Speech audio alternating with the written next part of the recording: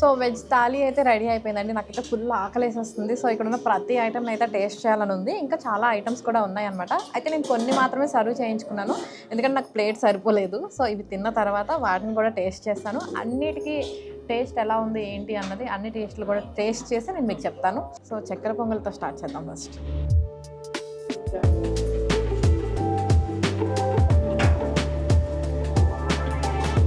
చాలా బాగుంది. అంటే ఎక్కువ స్వీట్ లేదు, అలా అని తక్కువ లేదు, ఎంత కావాలో అంత సరిపడా ఉంది.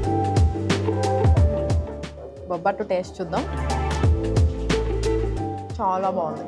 ఫ్రెష్గా ఇందాక చేశారు కదా, అలా నోట్లో వేసుకోగానే మంచిగా కరిగిపోతుంది. చాలా బాగుంది. వడ తిందాం. పెరుగు వడ కూడా టేస్ట్ చూద్దాం.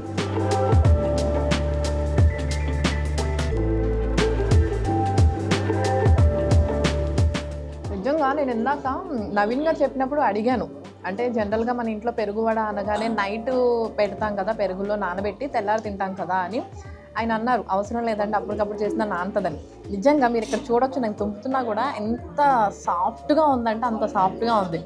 అప్పటికప్పుడు వేసారు కదా, ఎలా ఉంటుందని అనుకున్నాను ఆయన చెప్పినా సరే, బట్ చాలా బాగుంది.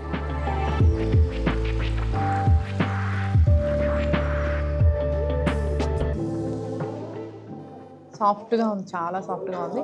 ఇప్పుడు పులిహార అందరికీ, అసలు మోస్ట్లీ పులిహార ఇష్టపడిన వాళ్ళు ఎవరు ఉండరు. సో ఇప్పుడు పులిహార టేస్ట్ చూద్దాం.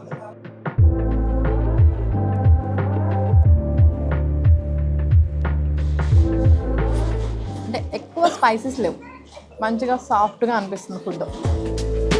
సో ఇప్పుడు మనం పులిహార తినేసాం, కొబ్బరన్నం టేస్ట్ చూద్దాం. కొబ్బరన్నం కూడా బాగుంది.